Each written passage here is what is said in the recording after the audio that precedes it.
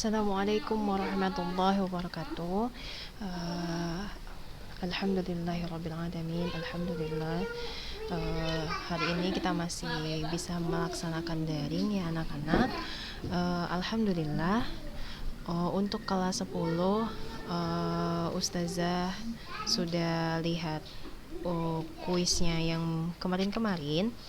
Tetapi sangat disayangkan kuisnya itu ada yang beberapa yang tidak mengerti sama yang Ustazah jelaskan. Nah, sebelum kita masuk situ kita mulai dulu pembukaannya. Nah, alhamdulillahirabbil alamin wassalatu wassalamu ala asrofil anbiya'i wal mursalin wa ala alihi washabbihi ajma'in, amma ba'd. Nah, anak-anak Ustazah yang Allah rahmati dimanapun berada, pertama-tama marilah kita panjatkan puji syukur kita kepada Allah Subhanahu wa taala yang mana pada hari ini kita masih Allah beri nikmat iman dan Islam sehingga pada hari ini kita masih bisa melaksanakan kegiatan yang mendekatkan diri kita kepada Allah Subhanahu wa taala.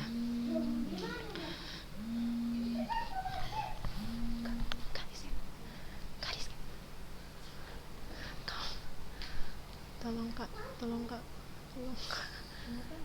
bilang kak lagi. Dan tak lupa salawat dan salam marilah kita curahkan kepada Nabi kita, Nabi Muhammad Rasulullah SAW, yang mana pada hari ini kita masih dapat melaksanakan ibadah-ibadah yang mendekatkan diri kita kepada Allah Subhanahu wa taala. Dan kemudian salawat dan salam marilah kita curahkan kepada Nabi kita, Nabi Muhammad Rasulullah SAW, yang mana syafaat beliau yang kita harapkan di hari yang kemudian nanti. Dan semoga salawat itu tercurahkan kepada istri-istri beliau, sahabat-sahabat beliau, dan juga putra-putri beliau. Amin Allahumma amin.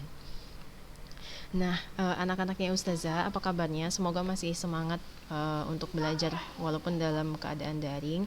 Insya Allah semangatnya tidak luntur dan insya Allah tetap fokus, karena insya Allah bentar lagi kita akan memasuki pelajaran setelah ujian pertengahan semester kemarin.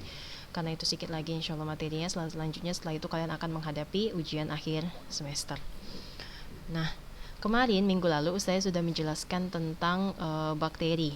Minggu lalu kita sudah membahas tentang macam-macam bakteri atau klasifikasi bakteri. Klasifikasi itu artinya pengelompokan, artinya jenis-jenis apa-apa saja. Nah, ada yang dibedakan berdasarkan karakteristiknya, ada yang dibedakan berdasarkan jumlah dan letak flagelnya, kemudian berdasarkan cara hidup, berdasarkan sumber oksigen yang diperlukan dalam proses respirasi, dan berdasarkan kebutuhan terhadap oksigennya. Nah, minggu lalu Ustaz sudah menjelaskan tentang apa itu bakteri gram positif dan bakteri gram negatif. Kemudian juga tentang beberapa bakteri yang dibedakan berdasarkan jumlah dan letak flagelnya. Kemudian berdasarkan cara hidupnya. Sedikit menyinggung untuk minggu lalu, karena minggu lalu Ustazah di sini tidak ditampilkan. Ada 5 sebenarnya. Klasifikasi atau pengelompokan bakteri berdasarkan jumlah dan letak flagelnya. Ada bakteri monotrik, amfitrik, lopotrik, dan peritrik. Di beberapa buku itu disebut 5 bagian atau 5 jenis. Kita lihat satu-satu pengertiannya ya. Ini dia untuk pembagian bakteri berdasarkan jumlah dan letak flagelnya. Dibagikan atas 5. Yang pertama adalah bakteri atrik namanya. Bakteri atrik itu adalah bakteri yang tidak mempunyai flagel. Berarti tidak mempunyai alat gerak. Berarti alat geraknya hanya ada pada vili dan juga kapsul. Tapi dia tidak mempunyai flagel. Itu yang disebut dengan bakteri atrik. Kemudian ada bakteri monotrik. Mono artinya satu, berarti dia memiliki satu flagel pada salah satu ujung saja. Bisa dia ujung sebelah kiri dan juga bisa ujung sebelah kanan. Berarti di salah satu ujung si bakteri. Kemudian ada bakteri lopotrik namanya. Bakteri lopotrik ini adalah bakteri yang memiliki sekelompok flagel pada salah satu ujung sel. Maksudnya adalah kalau tadi monotrik dia satu flagel pada salah satu ujung, nah ini lopotrik adalah sekelompok flagel, berarti ada banyak flagelnya tapi hanya di salah satu ujung. Berarti ada banyak rambut atau ada banyak bulu cambuk yang terdapat pada salah satu ujung sel. Kemudian ada bakteri amfitrik namanya. Nah, bakteri amfitrik adalah bakteri yang memiliki satu atau sekelompok flagel pada kedua ujung. Berarti ada di ujung kiri dan ujung kanan, ada di ujung utara dan ujung selatan. Dia sama-sama memiliki flagel, bisa satu dan bisa banyak di kedua ujung. Kemudian ada peritrik, adalah bakteri yang memiliki flagel di seluruh permukaan tubuhnya. Berarti menutupi seluruh permukaan tubuhnya. Bisa di atas, bisa di bawah, bisa di kiri, bisa di kanan. Berarti di seluruh permukaan tubuhnya. Itulah dia pembagian bakteri berdasarkan jumlah dan letak dari si alat gerak atau si flagelnya. Kemudian Ustazah minggu lalu juga sudah menjelaskan tentang bakteri berdasarkan cara hidup. Ada yang disebut dengan bakteri autotrof, kemudian ada yang disebut dengan bakteri heterotrof. Kemudian bakteri heterotrof dibedakan atas 3, dibedakan atas 4, tapi sebenarnya di beberapa buku dibedakan atas 2, yaitu bakteri parasit dan bakteri saprofit. Di mana bakteri parasit bersifat patogen, kemudian bakteri saprofit bersifat apatogen. Tetapi ada beberapa buku yang dipisah. Ada bakteri parasit, ada bakteri saprofit. Kemudian ada bakteri patogen dan ada bakteri apatogen. Itu bakteri heterotrof. Nah, bakteri heterotrof tadi adalah bakteri yang memperoleh energi dari bahan organik yang ada di sekitarnya. Nah, sedangkan yang kedua adalah bakteri autotrof. Nah, bakteri autotrof itu adalah bakteri yang dapat merubah bahan-bahan anorganik atau bahan-bahan tak hidup menjadi bahan-bahan organik sebagai bahan makanannya. Dibedakan atas 2. Yang pertama menggunakan foton, makanya disebut bakteri fotoautotrof. Yang kedua dia menggunakan bahan-bahan kimiawi, makanya disebut bakteri kemoautotrof. Itu ya, Nak. Kemudian itu tadi klasifikasi bakteri. Yang pertama dibedakan berdasarkan karakteristik dinding sel, kemudian berdasarkan jumlah dan letak flagelnya. Kemudian ada berdasarkan cara hidup. Nah, yang keempat adalah dia dibedakan berdasarkan sumber oksigen yang diperlukan dalam proses respirasinya. Dibedakan atas 2. Yang pertama adalah bakteri aerob dan bakteri anaerob. Nah, sebelum ke situ kita singgung dulu yang tadi supaya Ananda tidak bingung-bingung tentang pembagian bakteri berdasarkan alat geraknya atau jumlah flagelnya atau tipe flagelnya. Ada 5 tadi kan. Yang pertama ada peritrik. Salah ini ya, nah ini dengan memasangkan. Jadi yang mana yang peritrik? Ini peritrik.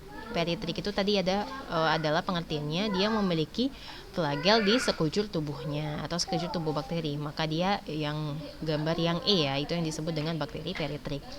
Kemudian ada bakteri amfitrik. Bakteri amfitrik adalah bakteri yang mempunyai flagel di kedua ujung, baik satu flagel ataupun lebih. Berarti dia adalah yang D. Gambar D tersebut dengan bakteri amfitrik. Kemudian ada bakteri atrik. Nah, bakteri atrik itu yang mana, Ustazah? Nah, bakteri atrik itu yang tidak mempunyai flagel baik di ujung yang sebelah kiri atau ujung sebelah kanan. Maka dari itu gambar yang A merupakan bakteri atrik. Kemudian ada bakteri monotrik. Nah, bakteri monotrik adalah bakteri yang mempunyai flagel di salah satu ujungnya saja. Bisa di ujung kiri ataupun di ujung kanan. Tetapi hanya satu flagel atau mono. Mono itu artinya satu flagel. Maka bakteri monotrik ada digambarkan dengan gambar bagian B. Kemudian yang kelima adalah bakteri lopotrik. Nah, bakteri lopotrik itu adalah bakteri yang punya flagel di salah satu ujung saja tetapi lebih dari satu flagel. Maka dari itu gambar C termasuk dari bakteri lopotrik gitu. Tadi berdasarkan alat gerak atau flagelnya. Nah, ini dia dibedakan berdasarkan bentuknya. Ada bentuk kokus, kemudian ada bentuk basil, dan juga ada bentuk spiral.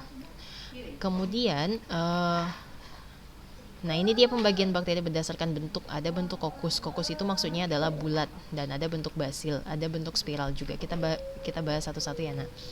Nah, untuk bentuk kokus dia dibedakan atas banyak jenisnya nih, banyak sekali.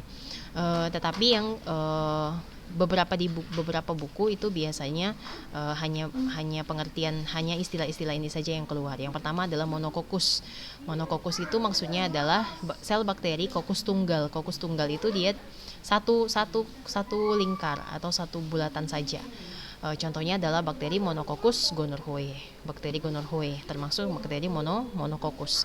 Kemudian ada bakteri Diplococcus. Diplococcus itu maksudnya adalah 2 sel bakteri kokus atau 2 sel bakteri bulat berdempetan. Contohnya adalah Diplococcus pneumonia. Kemudian ada Streptococcus. Nah, ini Streptococcus adalah lebih dari 4 sel bakteri kokus berdempetan membentuk rantai. Salah satu contohnya adalah Streptococcus lactis. Ini dia gambarnya. Kemudian ada bakteri yang dinamakan bakteri Staphylococcus. Nah, Staphylococcus ini adalah bakteri yang memiliki atau bakteri yang berbentuk lebih dari 4 sel bakteri kokus berdempetan seperti buah anggur. Nah, contohnya adalah bakteri Staphylococcus aureus. Staphylococcus aureus itu biasanya digunakan untuk fermentasi susu atau fermentasi keju seperti itu. Kemudian ada bakteri Tetracoccus. Nah, bakteri Tetracoccus adalah 4 sel bakteri kokus berdempetan berbentuk segi 4. Contohnya adalah Deinococcus radiodurans. Nah, kemudian ada bakteri Sarcina. Nah, bakteri Sarcina ini adalah 8 sel bakteri kokus berdempetan membentuk kubus. Contohnya adalah jelas ya, spesiesnya disebut dengan Sarcina spesies, Sarcina sp. Itu dia bentuk kokus. Lanjut, bentuk yang kedua dari bentuk bakteri adalah bentuk basil. Nah, bentuk basil atau bentuk batang namanya. Bentuk basil atau bentuk batang itu terbagi atas 3. Yang paling jelas, yang paling umum. Yang pertama ada monobasil. Jelas monobasil itu mono artinya 1, berarti sel bakteri basil tunggal. Contohnya adalah Escherichia coli, monobasil. Kemudian ada bakteri diplobasil. Diplobacillus ini adalah 2 sel bakteri basil berdempetan. Nah, yang ketiga adalah streptobasil. Nah, sel streptobasil ini adalah sel bakteri basil berdempetan membentuk rantai. Contohnya adalah Streptobacillus moniliformis. Streptobacillus moniliformis. Dia adalah sel bakteri berdempetan membentuk rantai, tapi dia berbentuk basil. Tadi yang pertama itu dia berbentuk bulat disebut dengan Streptococcus kalau yang membentuk rantai, tetapi kalau yang pada bentuk basil dia disebut dengan Streptobacil. Untuk gambar penampang bakteri, bentuk-bentuk bakteri di bawah mikroskop elektron ini yang disebut bentuk basil. Nih kan nampaknya ini bentuk basil. Kemudian ini yang berdempetan 2 disebut dengan diplobasil. Kemudian yang seperti rantai, nah ini disebut dengan streptobasil. Gitu. Kemudian itu dia untuk bentuk yang basil. Bentuk yang ketiga adalah bentuk spiral. Bentuk spiral ini terbagi atas 3 juga. Yang pertama adalah Spirillum. Spirillum itu adalah bentuk sel bergelombang atau bentuk sel bakteri bergelombang. Contohnya adalah Spirillum minor. Kemudian ada bentuk vibrio. Vibrio itu seperti bentuk koma. Bentuk sel bakteri itu seperti tanda baca koma. Contohnya adalah vibrio koma. Kemudian ada bentuk sel bakteri. Bentuknya adalah spiroseta. Bentuk spiroseta ini adalah bentuk sel bakteri itu seperti sekrap. Nah, contohnya adalah pada spesies Treponema pallidum. Itu dia tadi pembagian atau klasifikasi bakteri berdasarkan bentuk. Nah, ini rangkuman atau gambaran ringkasan dari yang tadi bagaimana pembagian bakteri berdasarkan bentuknya. Yang pertama ada bentuk kokus, ya terbagi atas banyak, ada monokokus, ada diplococcus dempet 2, ada staphylococcus, dia seperti bentuk anggur, kemudian ada streptococcus membentuk rantai, ada sarcina membentuk kubus, kemudian ada tetracoccus membentuk segi 4. Itu bentuk kokus. Kemudian ada bentuk basil.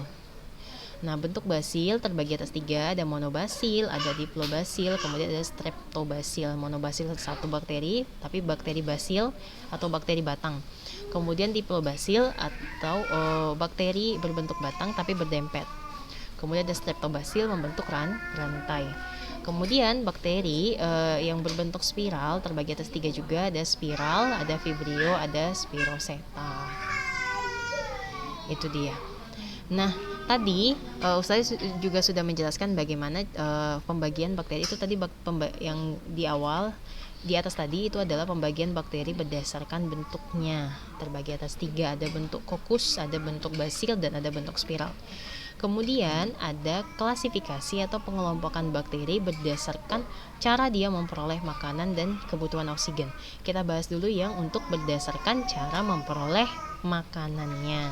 cara memperoleh makanan itu kan sama dengan nutrisi yang dibutuhkan oleh bakteri.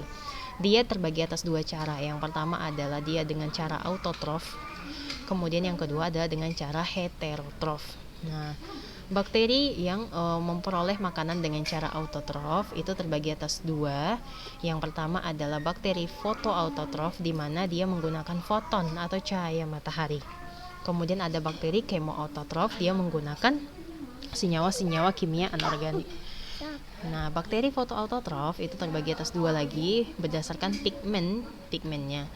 Nah, ada bakteri pigmen hijau disebut dengan bakteri hijau dan bakteri ungu contohnya. Kemudian ada bakteri pigmen ungu, kuning dan merah, contohnya adalah bakteri purpurin. Kemudian ada bakteri kemoautotrof. Bakteri kemoautotrof itu adalah bakteri yang memperoleh energi dengan mengoksidasi senyawa kimia organik. Misalnya contohnya adalah bakteri Nitrosomonas. Dia memecah NH3 menjadi HNO2, kemudian air dan energi. Energi yang diperoleh digunakan untuk menyusut zat organik. Contoh lainnya selain Nitrosomonas adalah Nitrobacter. Ini semua bakteri nitrogen ya nak. Nitrosomonas, ada Nitrobacter dan ada Nitrococcus. Nah, dari sini bisa dilihat. Misalnya Ustazah tanya, untuk bakteri Nitrococcus bentuknya adalah apa nak? Apa bentuk bakterinya? Bisa dilihat ya dari namanya. Ketika namanya disebutkan Nitrococcus, berarti bentuknya adalah kokus atau bentuk bulat. Berarti bakterinya bentuk bulat, kayak gitu. Makanya namanya Nitrosococcus.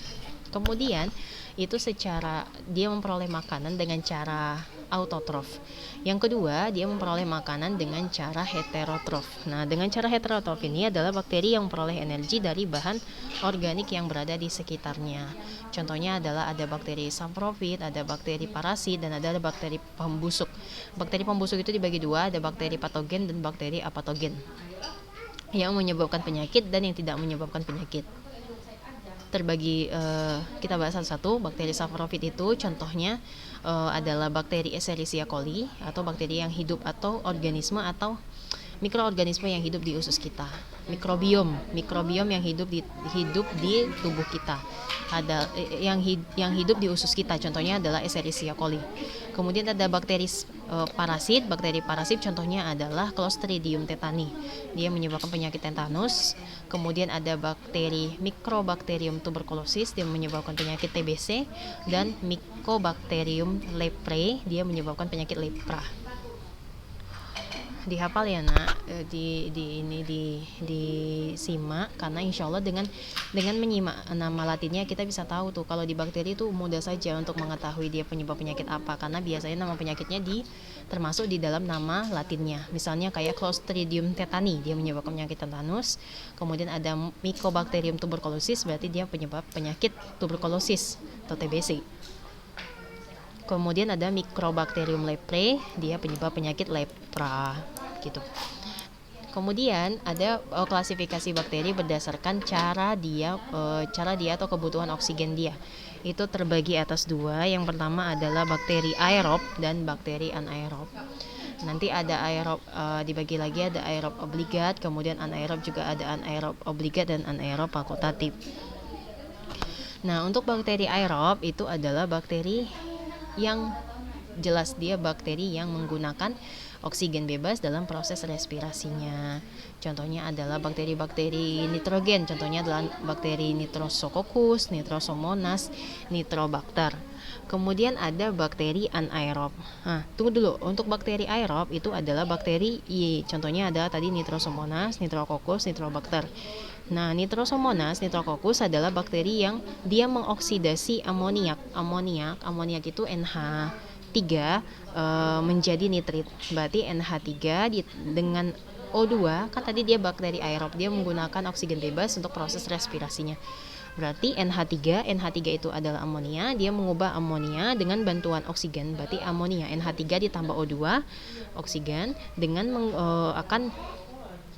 kemudian akan bereaksi, dia membentuk HNO2. HNO2 itu adalah asam nitrit. Asam nitrit ditambah air, kemudian ditambah energi. Itu dia bakteri aerob. Kemudian itu untuk yang Nitrosomonas.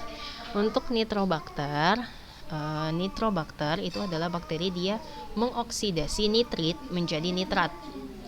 Berarti hasil dari oksidasi si bakteri Nitrosomonas dan Nitrosococcus.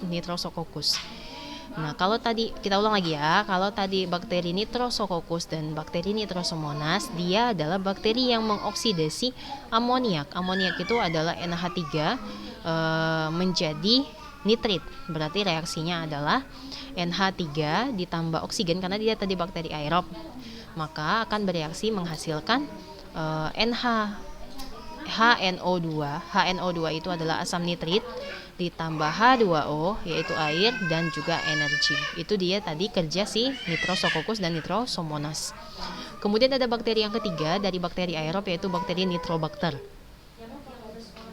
Bakteri Nitrobacter adalah bakteri dia mengoksidasi nitrit menjadi nitrat. Berarti reaksinya, berarti hasil dari reaksi si Nitrosococcus dan Nitrosomonas tadi kan.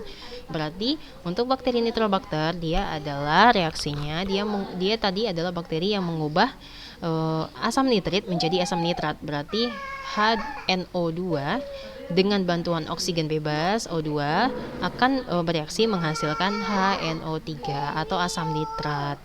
Begitu. Itu dia untuk bakteri aerob.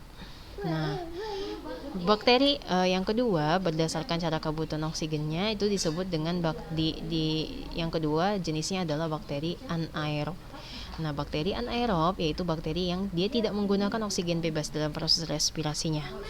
Maksudnya adalah dia bakteri yang tidak membutuhkan oksigen untuk memperoleh energi. Nah, energinya dia peroleh dari perombakan senyawa organik melalui proses fermentasi. Nah, bakteri anaerob itu dibedakan menjadi bakteri anaerob obligat nanti dan kemudian ada bakteri anaerob fakultatif. Nah, bakteri anaerob obligat hanya dapat hidup jika tidak ada oksigen atau tanpa oksigen. Sementara untuk bakteri fakultatif adalah dia dapat hidup jika ada oksigen maupun tidak ada oksigen, begitu. Kita bahas satu-satu ya. Bakteri anaerob adalah bakteri yang tidak menggunakan oksigen bebas dalam proses respirasinya. Contohnya adalah bakteri Streptococcus lactis. Nah, bakteri anaerob itu terbagi atas dua, yaitu bakteri anaerob obligat dan bakteri anaerob fakultatif. Bakteri anaerob obligat adalah bakteri yang dapat hidup hanya dalam suasana tanpa oksigen atau tidak ada oksigen. Contohnya adalah Clostridium tetani, yaitu penyebab penyakit tetanus.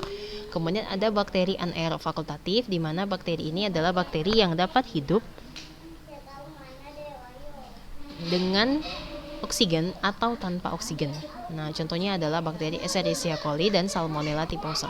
Escherichia coli adalah tadi mikrobiom atau bakteri yang hidup di usus kita, sedangkan Salmonella typhosa adalah bakteri yang menyebabkan penyakit tipes.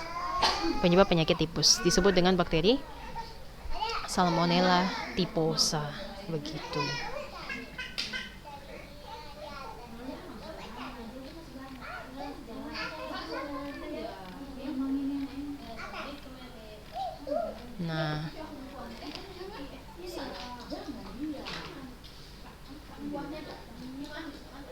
Nah, untuk klasifikasinya tadi kan di awal Ustazah sampaikan klasifikasinya tadi ada bakteri berdasarkan sumber oksigen yang diperolehnya, ada bakteri aerob dan bakteri anaerob.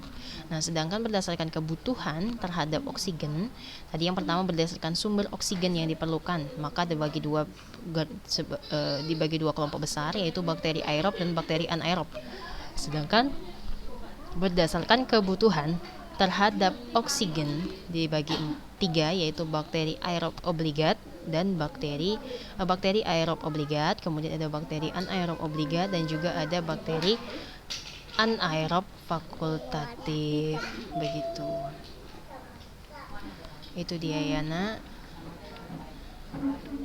Nah, untuk bakteri aerob obligat itu dia adalah, tadi kan bakteri aerob adalah bakteri yang dia harus menggunakan oksigen bebas. Dia hanya bisa bereaksi dengan menggunakan oksigen bebas dalam proses respirasinya. Contohnya tadi ada Nitrosococcus, ada Nitrosomonas, dan ada Nitrobacter. Nah, bakteri aerob ada lagi namanya, dibagi lagi, ada lagi yang namanya bakteri aerob obligat.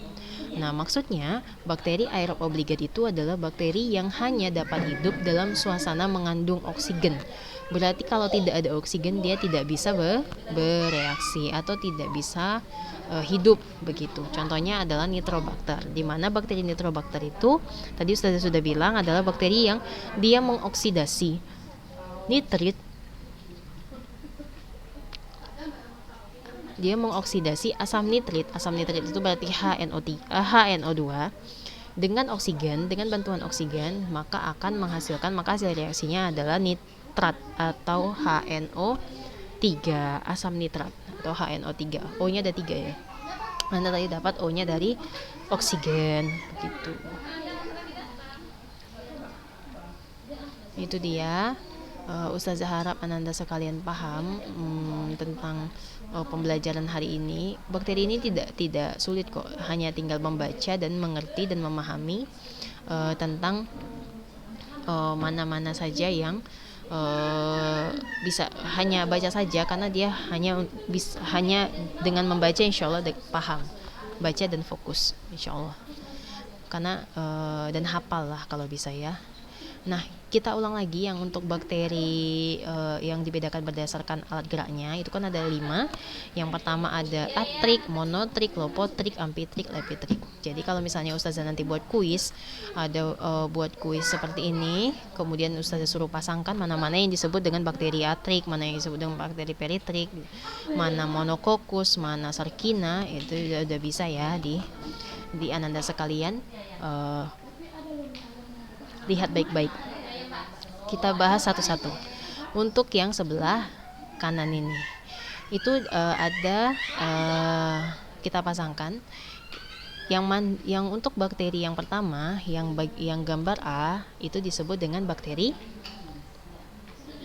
apa yo? Oh, Ustazah jadikan kuis saja ini ya. Oke, nanti Ustazah jadikan ini kuis. Jadi Ananda sekalian bisa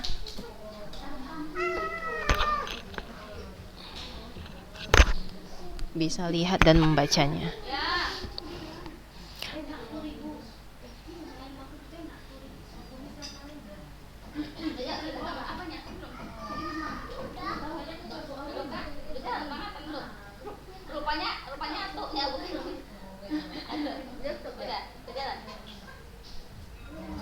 Oke. Itu saja mungkin pembelajaran kita hari ini. Ustazah akhiri pembelajaran kita. Tapi jangan lupa Ananda sekalian untuk kuisnya dikerjakan, karena minggu lalu tidak ada kuis. Ustazah tidak sengajakan tidak ada kuis karena kita setiap kali pertemuan kita kuis. Jadi untuk minggu lalu Ustazah istirahatkan, jadi tidak ada kuis. Tapi untuk minggu ini insya Allah ada kuis, dan kuisnya adalah ini, bisa dilihat. Tapi nanti kalau kurang jelas Ustazah akan kirimkan lagi gambarnya ke wali kelasnya supaya di-share kepada Ananda sekalian. Dikerjakan sampai jam 3 karena lewat dari itu Ustazah biasanya tidak terima atau tidak Ustazah buka lagi gitu. Tapi kalau misalnya sebelum itu dikirim dan Ustazah tidak buka, berarti Ustazah WA-nya sedang full atau tenggelam chatnya Ananda. Tapi insya Allah nanti pelan-pelan akan Ustazah baca dan Ustazah nilai ya nak, jangan takut. Itu saja mungkin pembelajaran kita hari ini. Kita akhiri pembelajaran kita hari ini nak dengan doa kafaratul majlis. Subhanakallahumma wa bihamdika asyhadu an la ilaha illa anta astaghfiruka wa atubu ilaik. Itu saja Ustazah akhiri. Assalamualaikum warahmatullahi wabarakatuh.